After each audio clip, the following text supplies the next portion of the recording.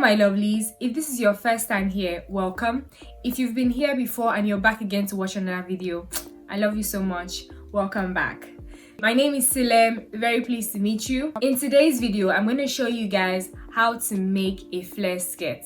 So I'm going to be using a 180-degree flare to make this skirt.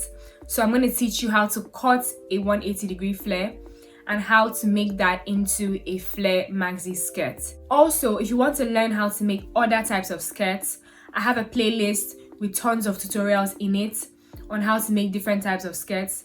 The link will be up here. Without further ado, let's get right into the video. Oh, hey, I didn't see you there. So this is the fabric I'm using.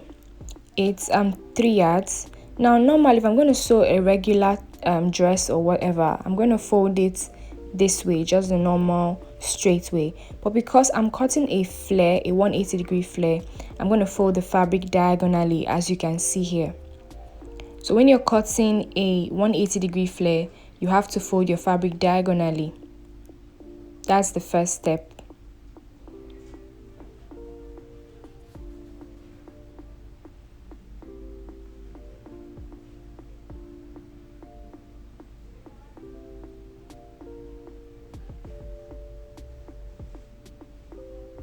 Now once you folded your fabric neatly, the next thing you want to do is divide your waist measurement by 4 inches. Now remember that you're making a skirt, so your waist measurement is what you're going to use for this.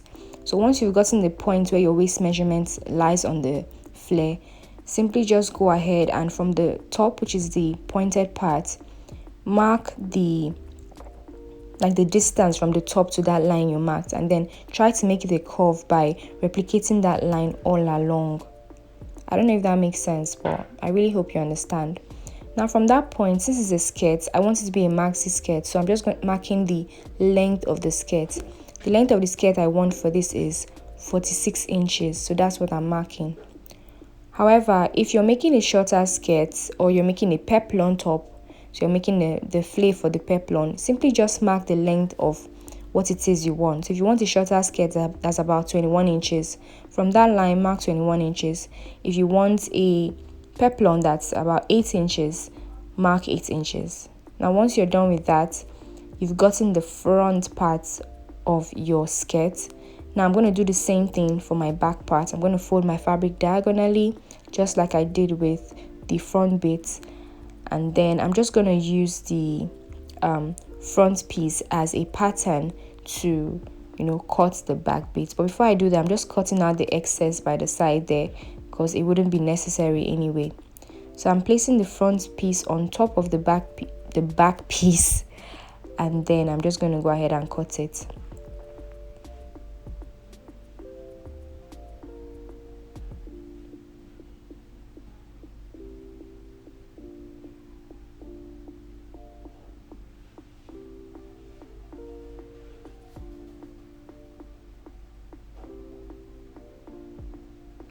Now once that's done, I'm just cutting out that label, because it wouldn't be nice for it to show right there on the skirt.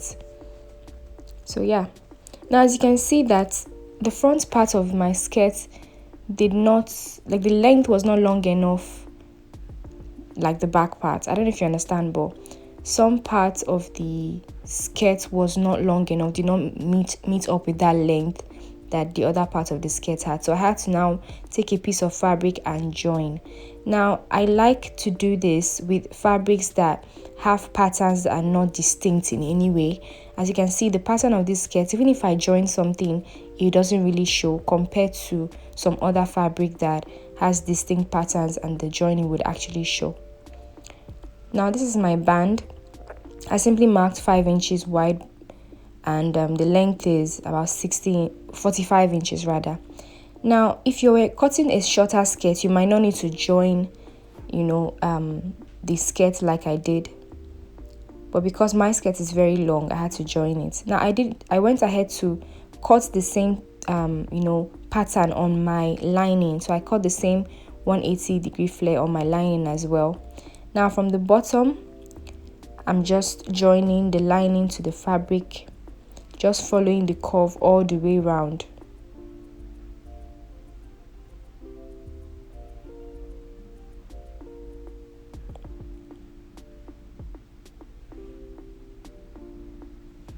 Once I get to the end, I'm just cutting off the thread, and then I'm just going to open that up and then top stitch, making sure that the allowance is facing the lining side. Just top stitching all the way around as well.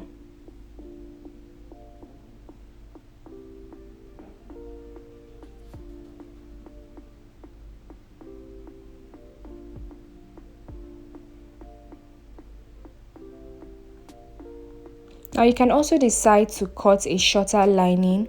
Your lining doesn't have to get all the way to the bottom of the skirt. I just decided I wanted mine like that. You can cut a shorter lining and then just join it at the top and at the sides. It wouldn't get to the bottom, or we wouldn't get to the length of the fabric.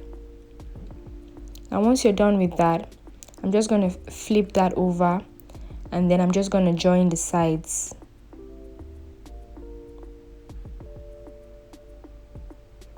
Now because the lining is at the full length, I got some excess at the top, and that's okay. I can just trim that excess lining out.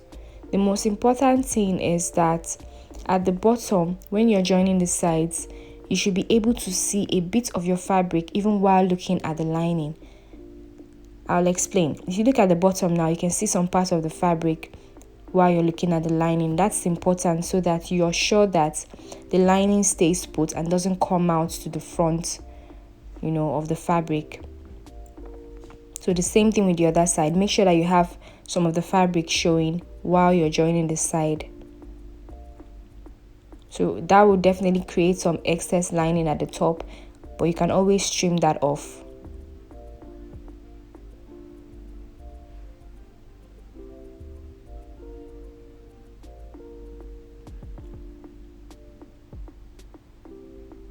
So I'm just going ahead to sew the top part. As you can see the excess lining, but I'm just going ahead to sew the top parts so everything stays put.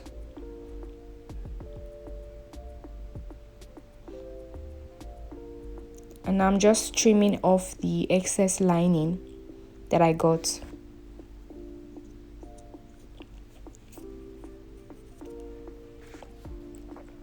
And this is what we have. I'm gonna go ahead and do the same thing for the other piece. This is the front piece. I'll do the same thing for the back piece. As you can see, everything is nice and neat now. Now after doing the same thing with the back piece, I'm gonna go ahead and place both pieces, the front and the back piece, right sides facing. And now I'm just gonna go ahead and shape in the skirt. At the top part, which is the waist, I'm gonna make sure that I shaping it with her shape. I'm going to make sure that I'm shaping it with her waist measurements in mind. And then for the rest of the skirt, I just use for the rest of the skirt, I just used 1 inch allowance.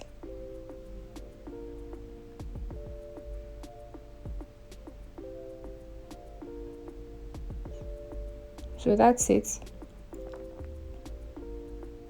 Now this is what it looks like once I've shaped it. Now I'm going to take my band. I folded my band in half and then I ironed it neatly. I'm just going to take my band and I'm just going to sew it all the way around the waist of the skirt.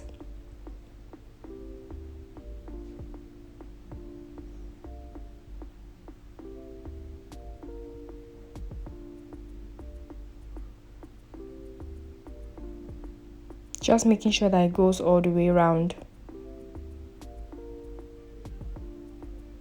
And then I'm just going to cut off any excess band. So once the band has gotten all the way around the waist, if there's any excess, I'm just going to cut it off. So it's always better to have a band that's excess in length than the one that's smaller, because you don't want to join the band at any point. And this is what it looks like. I'm going to go ahead and loosen the side there, one of the sides, and then I'm just going to attach my zipper. This is what the skirt looks like. Very easy to make. Thank you guys so much for watching. I'll see you in my next one. Bye.